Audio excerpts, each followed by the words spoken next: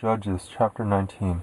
In those days, when there was no king in Israel, there was a certain Levite living on the farther side of the hill country of Ephraim, who took for himself a concubine out of Bethlehem, Judah. His concubine played a prostitute against him, and went away from him to her father's house in Bethlehem, Judah, and was there for 4 months. Her husband arose and went after her to speak kindly to her, to bring her again, having his servant with him, and a couple of donkeys. She brought him into her father's house, and when the father of the young lady saw him, he rejoiced to meet him. His father-in-law, the young lady's father, kept him there, and he stayed with him 3 days. So they ate and drank and stayed there.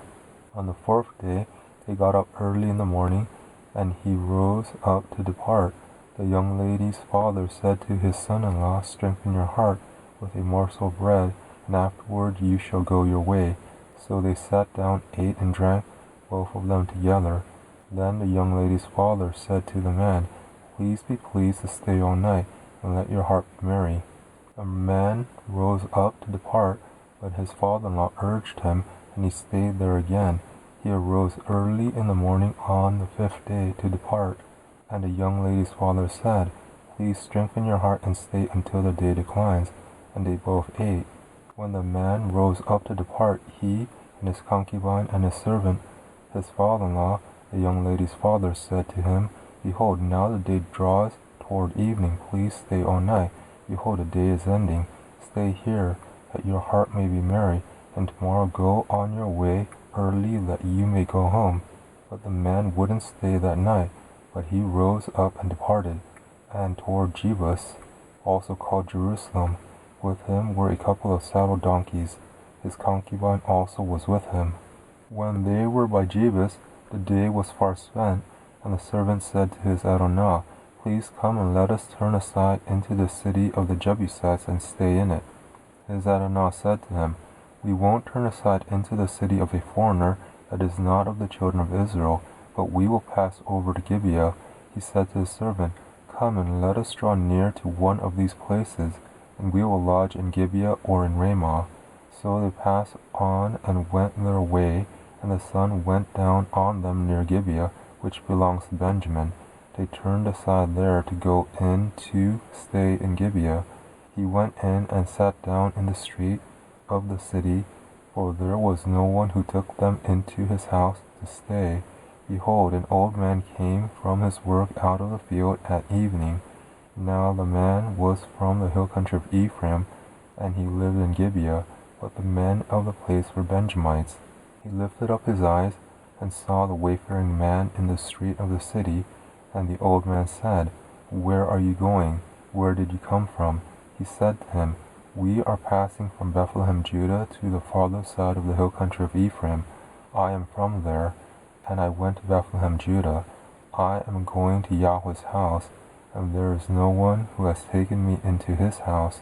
Yet there is both straw and feed for our donkeys, and there is bread and wine also for me, and for your servant, and for the young man who is with your servants.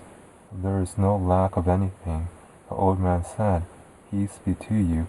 However, let me supply all your needs. Just don't sleep in the street." So he brought him into his house, and gave the donkeys fodder. Then they washed their feet, and ate and drank.